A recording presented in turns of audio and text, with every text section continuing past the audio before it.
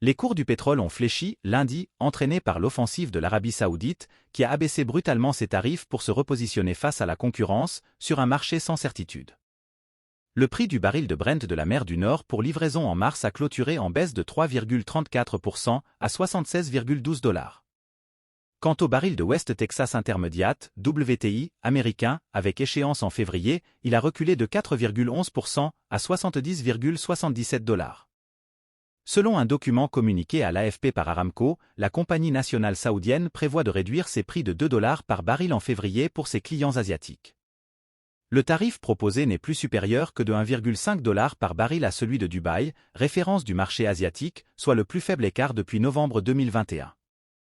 Pour Susanna Streeter, d'Hargreaves Lansdowne, c'est un signe que l'Arabie Saoudite voit la demande ralentir.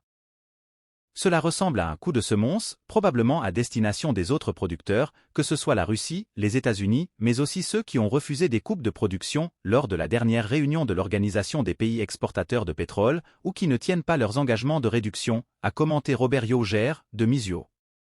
Discipline sans faille. Jusqu'ici, le Royaume avait fait preuve d'une discipline sans faille, contractant sa production d'environ 2 millions de barils par jour depuis l'automne 2022 pour soutenir les cours, quand d'autres rechignaient.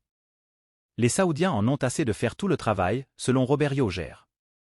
Ce pivot rappelle celui de 2014, qui avait vu l'Arabie Saoudite inonder brusquement le marché, notamment pour contrer l'émergence des États-Unis et le boom du pétrole de schiste.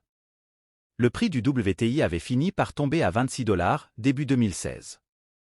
Je ne crois pas à une guerre des prix, mais l'hypothèse est plus plausible aujourd'hui qu'elle ne l'était vendredi, a fait valoir Robert Yauger. Ils perdent patience. Ces développements interviennent sur fond de détérioration de la conjoncture économique mondiale. Selon les analystes de JP Morgan, la demande a cru en décembre à son plus faible rythme depuis 9 mois. Au-delà, le revirement saoudien est un mauvais signal pour l'unité de l'OPEP et de ses alliés de l'accord OPEP+.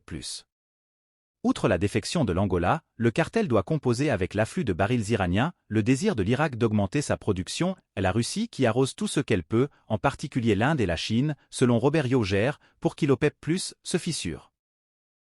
Abonnez-vous à la chaîne pour ne rater aucune vidéo.